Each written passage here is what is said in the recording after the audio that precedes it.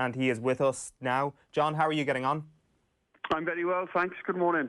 So, big weekend this weekend. We'll get into the Scottish Premiership in just a moment, which is back. The FA Cup final, though, it's your former club going against your former teammate in Frank Lampard. I don't know where to start here. Will we start with Lampard? I mean, it's been a season where you have to say he's done incredibly well with the situation that he's been in, with no transfer window coming into this season. At the same time, it almost seems like the tables have turned immediately at the end of the year, given all the wealth that Chelsea have now splashed and the added pressure that potentially comes with that. Well, yes, of course, expectation levels all of a sudden rise tenfold, don't they, when you start spending money. That's when the pressure comes on the manager, because you've got to prove that, you've done good business in the market if you're going and spending 60, 70 million pounds on a player, a forward, and he flops, as we've seen many a times with loads of players in the past. Then the buck stops with the manager, although the recruitment team as well would be part of that. But no, Chelsea are already. I think Frank Lampard's actually overachieved. I think to get into fourth position in the Premier League, they've already secured Champions League football for next season. And as far as Arsenal are concerned, they've had another poor season, finishing 8th in the Premier League. Of course, if they win the FA Cup, they will have a chance to go into the Europa League. But no, it'll be an interesting game because Chelsea can almost relax, if you like, although Frank won't be treating the game very relaxed because he'll want to win his first trophy as a Chelsea manager. But as I said, Chelsea have already done exceptionally well by securing Champions League football for next season. That could entice one or two players to come and play for Chelsea because all the top players now want to play in the Champions League. And of course, you've got the talking point over Aubameyang at Arsenal. I'm not too sure whether, people are saying, well, Arsenal have to win this because it's Europa League. Listen, Leicester and Spurs are playing in the Europa League next season as well. So, as I said, we'll see what happens. On this Pierre-Emerick Aubameyang situation, it's an unbelievably important case here for Arsenal to keep him. It's as important as anything that they will do in the transfer market this summer in terms of bringing people in. The season that he's had, John, has been remarkable. Where Arsenal lie in chances created is way down the table in the Premier League, but he still went into the final day with a great opportunity of winning the Golden Boot. He is outperforming the chances that have been created for him. He is outscoring when it comes to the opportunities that have been put on his plate. This guy, perhaps we actually don't appreciate just how vital he is, even in the context of other Premier League strikers, in terms of what we've seen over the last few months. No, he's an outstanding player. He's a goal scorer. He works his socks off. And even though, Arsenal were sort of languishing in 7th or 8th position, his attitude was spot on. He was running his socks off. He was working back. He was scoring goals. He was creating chances. He is an outstanding player, and he won't be cheap for Arsenal to keep him. It's just whether or not Aubameyang, wants to go and play for a Champions League team, or what other offers are on the table for him. But I'm not too sure whether winning the FA Cup final will make a huge difference. I think possibly he may well have, made his mind up to stay. I think Mikel Arteta might have made a big difference in terms of his decision. He seems to be enjoying his football, playing alongside Lacazette and Saka and Pepe and these guys.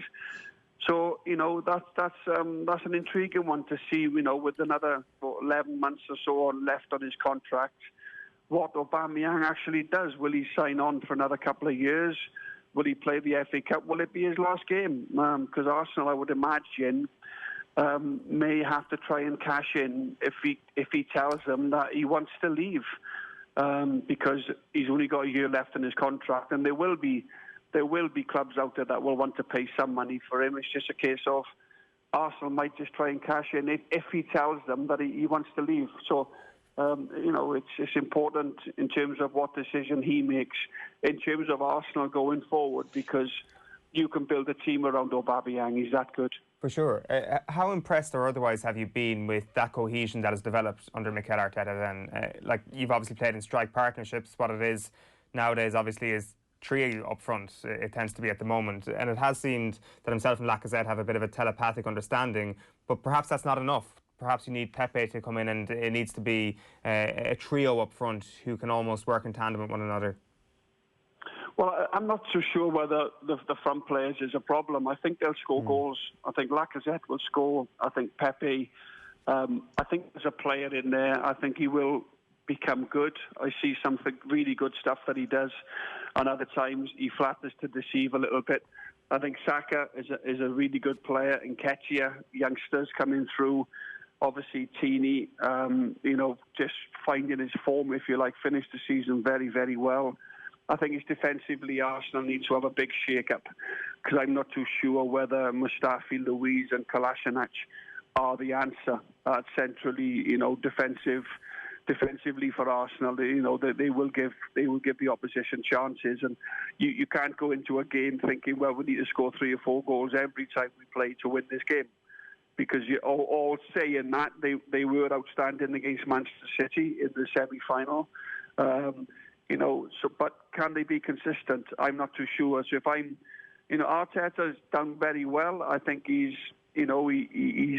settled things down at Arsenal without pulling up any trees. They've still finished 8th. So there's still a little bit of work to do there. But certainly for me, it's defensively is your major issue at Arsenal. I think going forward, yes, they could do with another midfield player, but going forward, I think they're reasonably strong. It's just defensively worry about them, Just one more on Arsenal, John, for me anyway. Like you mentioned the defensive frailties that they have, and those frailties exist in areas of their midfield as well. Away from that then, how much of this is an attitude and a culture problem at Arsenal with the lapses that they show in defence and the weakness that they often show in midfield? Like, I think the Mesut Ozil situation has become almost the epitome of poisonous elements within the Arsenal dressing room. To a lesser extent, the Matteo Guendouzi situation speaks to the same. How important is it that whatever they do in the transfer market, they're signing the right characters as much as the right footballers? Well, I think, to question his character, is quite strong to go in and question a character of a player. But I think there's been evidence of Ozil and Guendouzi, obviously, showing that little bit of disrespect to the manager. The new manager, when somebody new comes in, automatically, naturally, you want to impress the new manager. You don't go the other way, like they've done. You want to go out there, you want to run around, you want to show the manager, look, I want to get in your team. I didn't quite get on too well with Emery, the other former manager, but, and it's unbelievable to think that. But what I would say is, I don't think he deals with sort of slacking very well, Arteta. I think he's dealt with the situation. He's left Guendouzi out of the whole situation. Ozil hasn't featured at all. I think he has gone in there almost Arteta and said, look, it's my way or the highway. If you don't fit into the criteria that I want to play and the way I want to train and the way I want to set the team up, you won't be in my team. And I think he's been very strong already with some of the signs that he's shown since he's gone into Arsenal. He's looked at the situation. He's gone, Guendouzi's not for me. Listen, he may well bring him back. I don't know, but he's already shown. He said he's not for me. He's left him out. Ozil hasn't featured hardly at all. So they're looking for a buyer for Ozil, but he's got 1 year left in his contract. So I think Arteta has sort of stamped his authority, and he has sort of made the players be known that he'll have no messing around. He wants to train like they play. He wants a professional attitude around the whole club, and I think he's done it very well in that sense. But I think you're right. I think when you're signing a player, you're always looking for the right types with the right attitude and the players that can fit into your system. That's imperative if you're going to move forward. John, just looking at that Guendouzi situation, like in some ways it's maybe the easy thing to do, right? Like Arsenal, as Owen was kind of alluding to there, probably have a bit of a culture issue or have had for a number of years, and that needs weeding out. Like in some ways it's the easy thing to do to say this guy is going to be the figurehead of this and I'm going to send out a message to the rest of the squad by doing this. The more difficult thing, and maybe the better thing for Arsenal to do over the longer term, would have been to have, because I think his Guendouzi's quality is not really in question. That if it was a player that you could get his attitude correct, it's the harder thing to do to bring him back in. In terms of Arteta's approach on that, what's your take? Like, I mean, getting that guy focused and playing for Arsenal regularly would be a really a big positive for them. Yeah, no, I think you make a good point. I think you make a really good point. But what you've got to understand is not all managers are the same. Not all managers deal with players in the same way. And we don't know, we are not party to what happens on the training ground and what Guendouzi is like around the place and how he deals with, coming off or how he deals with being on the bench. Is he a bad influence around the dressing room? And Arteta's decided to take action and to drop him, basically leave him out in the cold. But as I said, he may well come back in. But no, I think it's an art if you can put your arm around a player. I had many problems with managers, and the one thing you don't try and make it is personal.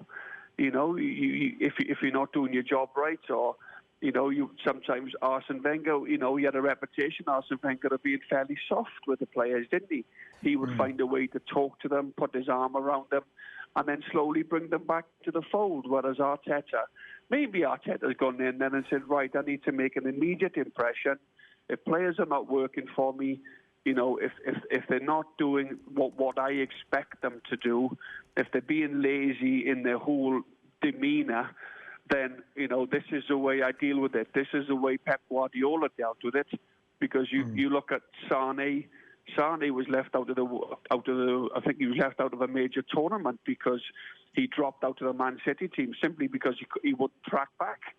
For all his talent, Sane at Man City, who just moved on, Pep Guardiola left him on the bench because if he wouldn't work in tandem with the team, if he wasn't in sync with the other players in terms of tracking back and working forward and up and down that left-hand side, well, he's not in my team. And I think nowadays, the work rate and the work ethic of a team, everybody has to work.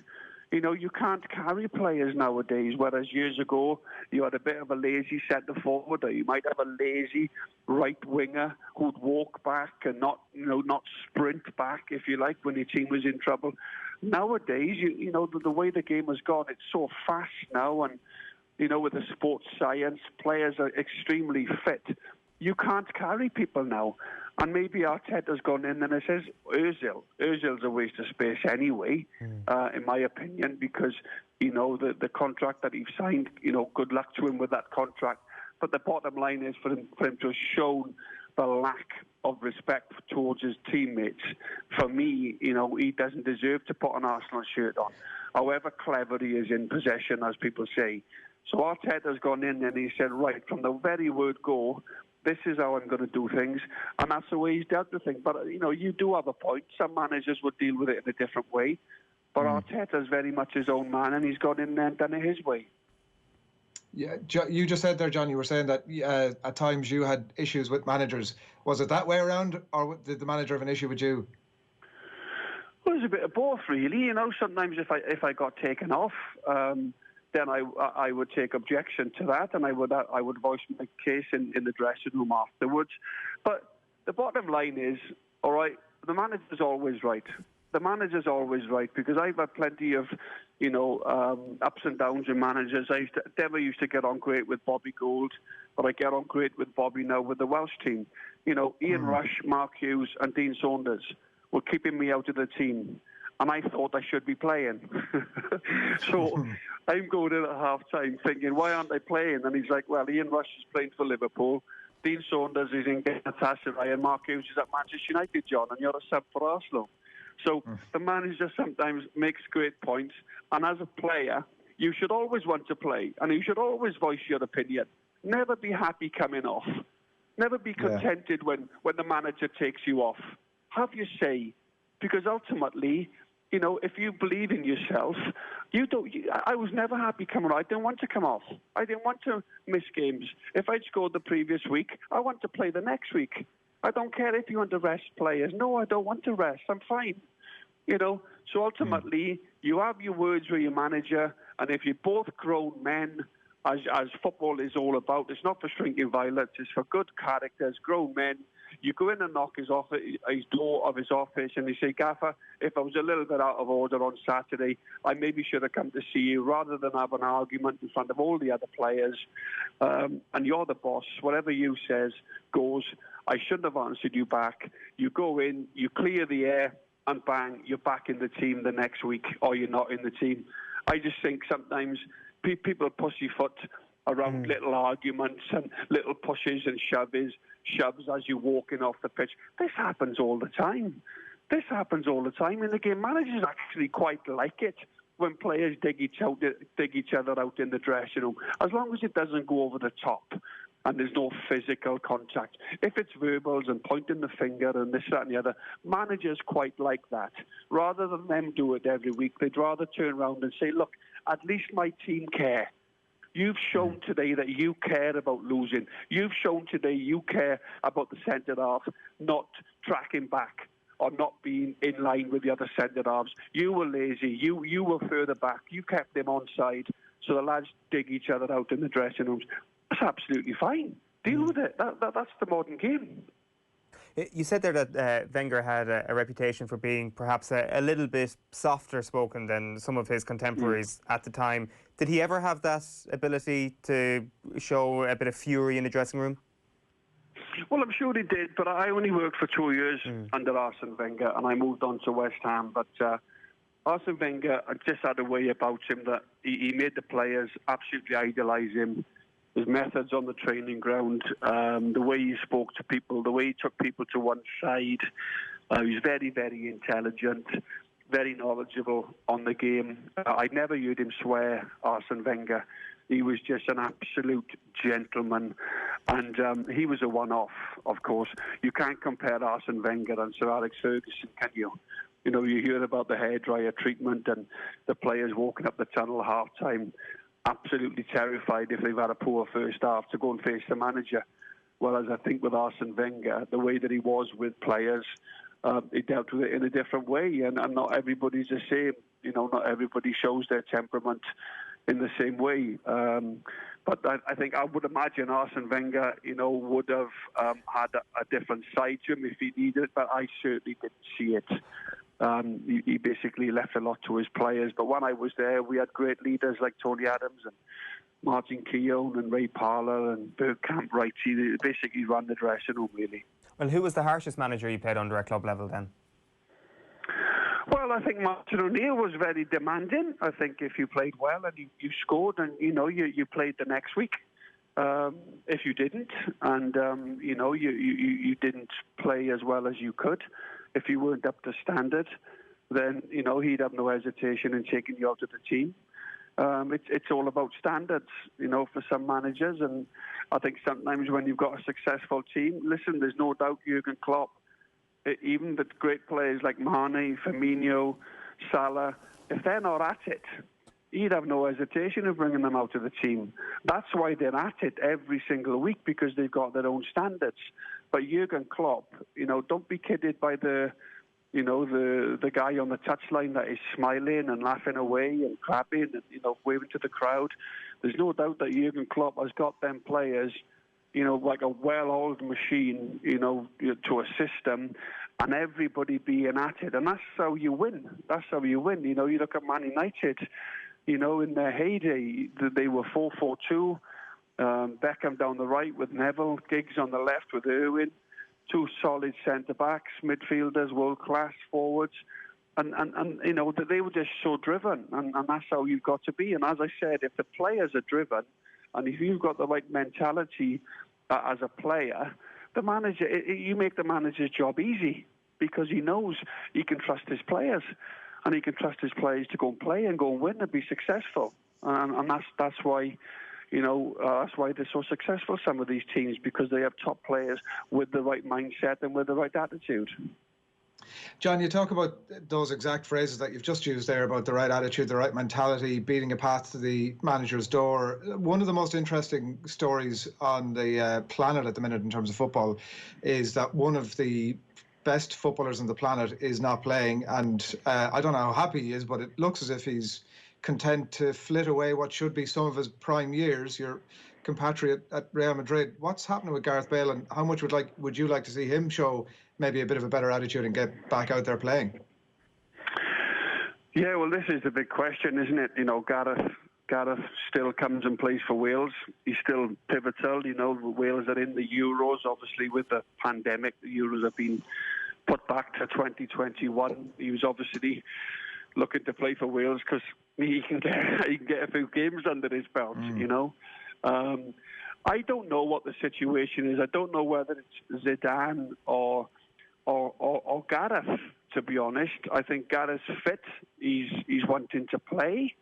The manager seems to not want him to play or want to keep him on the bench. You know, Gareth Bale's won 4 Champions Leagues at Real Madrid. He's scored goals in 2 of them finals. Gareth Bale has got 106 goals for Real Madrid. He's the greatest foreign product that's ever gone abroad in terms of his success and the goals that he has scored. And I don't know how many assists, but he's got a huge contract. He's got another year or 2 years left on his current deal. I don't know. People might ask, well, why doesn't he want to go and play football? But he's sitting on a huge deal. Is it his fault or is it the manager's fault? Because if he's fit and he's training well and it's not his fault if the manager's not picking him. If the manager prefers to play other players, or if it's... But it seems to have gone a bit personal now. I think the rumours are... I don't know. I don't speak to Gareth. We have an agent, Stellar Promotions, used to look after me, but I'm not with them guys anymore. So, as I said, I'm not too up to date on the situation. All I know is that I know how good Gareth Bale is, and I think the whole world knows how good Gareth Bale is.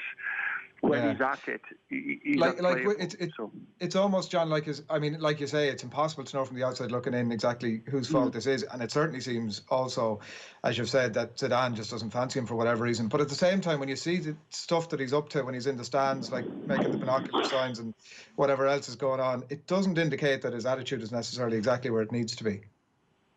Well, listen, you know, I think couple of hand gestures, and when you're sitting there as a substitute and you've got the world's photos on you and every photographer in the stadium, hundreds of them, is pointing the camera at you, then listen, players will do that. At the end of the day, we don't know if he's training well and he's on time and he's offering himself up every week to play, and the manager doesn't want to play him. Then there's a clear problem. I think Real Madrid would like him off their books. I think Real Madrid would like him to move on so Zidane can use the money, or he can use other players. He's not quite, he's not in Zidane's thoughts then at all. That seems to be the situation for me. But as I said, Gareth is on a huge contract, and it's his prerogative whether or not he wants to stay or whether or not he wants to move on. And people will comment. People will have their say about it.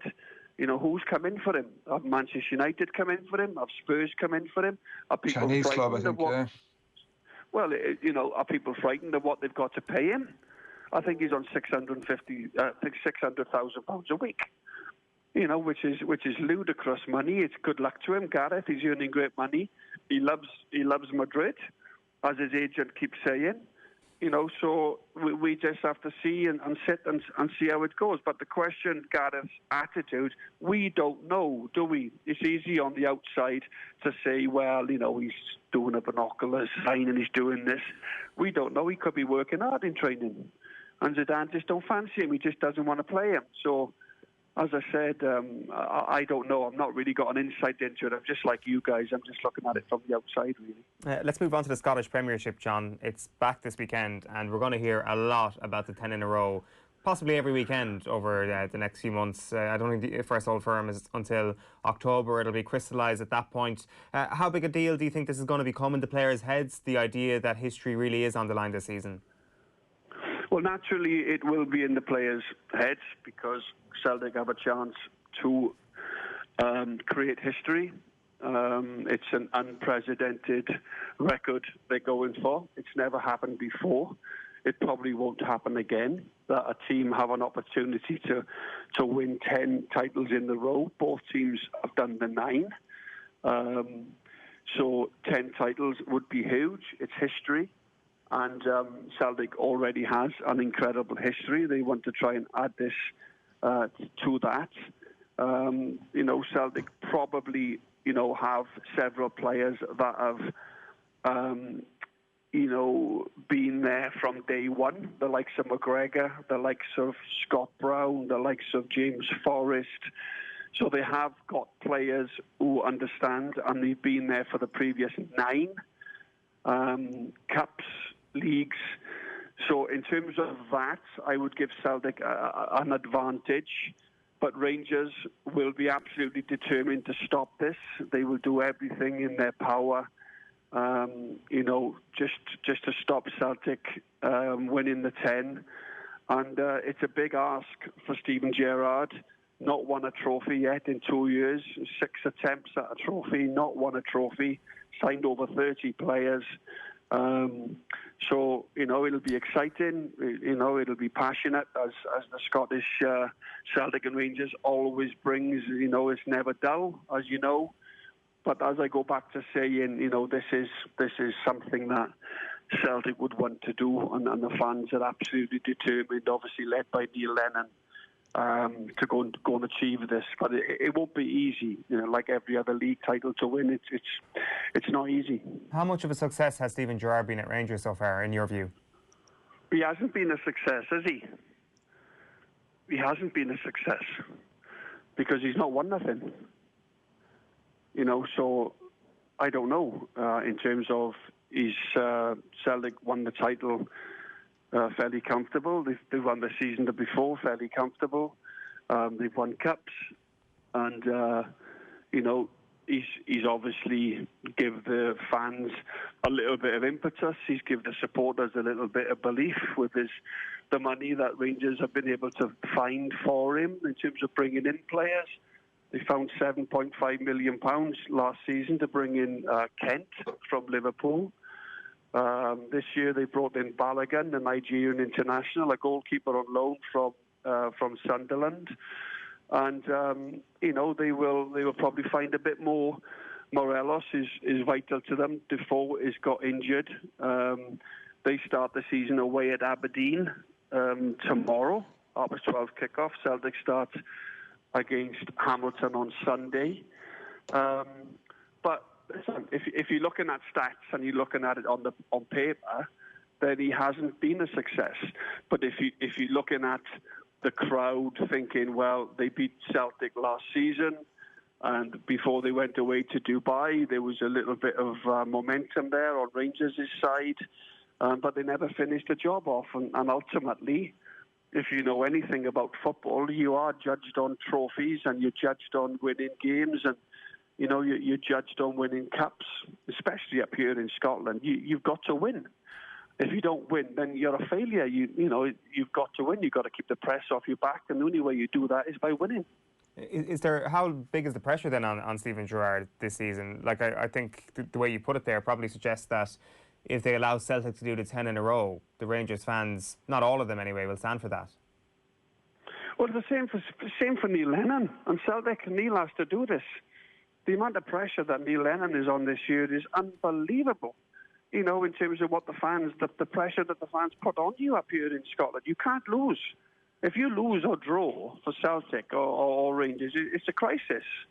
You've got to win. The fans are demanding. There's 260,000 stadiums, baying for your blood in terms of when you're on the pitch, because you've got to win. The demands are huge. And to think that, Steven as Gerrard has come up here with a view to stopping Celtic. He hasn't quite been able to do that in the previous 2 years, and he has to find a way this year to to try and stop the 10 in a row. The pressure is huge, and the start will be big because within the first, month of August, if either team fall 2 or 3, 4, 5 points behind, then straight away there's going to be pressure. So Stephen knows what's ahead. He knows the challenge. He's very experienced. He was a great player, of course. And he will be trying his utmost, to bring in what type of player that he needs. But ultimately, lads, he's got to go and win. And you say how much of a success he's been. Well, he hasn't been a success, has he? How can you call him a success when Celtic have swept up the last 6 trophies available while Stephen's been the Rangers manager? Yeah, it's going to be an interesting watch this weekend and thereafter. John, before we let you away, I do want to get your thoughts. Kevin Kilbane was on with us during the week and he was talking about the Jordan Henderson that he was announced, obviously, as the Football Writers Player of the Year. And it's kind of divided opinion, hasn't it? Like, I think that you've Liverpool fans on one side saying that he absolutely deserves it, and then kind of everybody else after that saying that he wasn't the best footballer in the league. Kev was on saying that he thought Henderson only won it because he was English. What's your take? Oh, I don't agree with that. I don't agree with the fact because he's English. That's a load of nonsense. Because he's English. He's won it because he's led Liverpool to a World Cup, World Trophy Cup. He's led Liverpool to a Champions League, and he's led him to the title, the Premiership title, the first time in 30 years. He's been pivotal to Liverpool. They've had other great players around him. He keeps driving them on. He skippers the team. And yes, there's De Bruyne is a better player, an all-round player. I think everybody would understand that. Technically, De Bruyne can cross, he can score. His technique is unbelievable. Joint success in terms of assists and goals and everything else. But I don't think you can begrudge Jordan Henderson winning this trophy because the season that he's had has been outstanding. You could maybe say, for sentiment, a lot of the votes and a lot of the decisions have gone his way. But listen, you cannot deny that he's a very good player. I wouldn't say he's a world-class player like De Bruyne. So I can see why there's been an argument. But the fact whoever's gone on and said it's because he's English is talking nonsense. How can you get that guy on here to give your comments, on this show when he's saying it's because he's English? That is outrageous to say that. Well, it's Kevin Kilbane, John. As you know, he's got a blue nose, so that might be the context. Yeah, but that's outrageous. You can't say that. That is terrible. If you're looking for an headline, then there you go. That's it. He's give you one. But De Bruyne has no doubt a better technical all-round footballer than Henderson. But you can't begrudge Henderson winning, the Player of the Year because he has had an outstanding season. And you could argue there's a little bit of sentimental feeling there because of what Liverpool have done and what their achievements have been. Look at their achievements. They won the league by 25 points or something, but that is remarkable. I suppose it depends, John, on what your criteria for picking. Like, if you're saying it's purely Footballer of the Year, I guess I'm trying to represent Kevin Kilbane's views here, but maybe badly. But he would say that if you're talking about a strict Footballer of the Year, as you say, he's probably not world class, and maybe there are other contenders. But it's that versus having led Liverpool to what he's done over the last number of months. Well, listen, I've just said that. I've just said basically that he's not as good a player as De Bruyne. But you can't begrudge him winning it this year. And it's up to you, it's up to an individual, whichever way they want to look at it, whichever way they want to see it. But you can't begrudge Henderson. He's had a wonderful season, and he is a very, very good player without being a world-class player. So people's opinions will go on forever. Did Roy Keane ever win Player of the Year? It's a good question. Did he win it once? Well, he's not English, is he? Yeah. Roy's not English. 2000, I think. For every Roy Keane, there's a Scott Parker. For every Roy Keane, there's a Scott Parker, John, I think is the... yeah, but to say that Henderson's English, come on. I like Kev, he's my mate, killer. But, hey, come on, for goodness sake. The Canadian air is probably getting to him, John. It says, what's going on, you know? It's all that dancing. John, we've taken enough of your time this morning. Thanks a million for taking the call and being so generous with your time. All right, guys. Anytime. Thanks, all the best. Cheers. John Hartson there on the line. Right, time for the sports pages. OTB AM.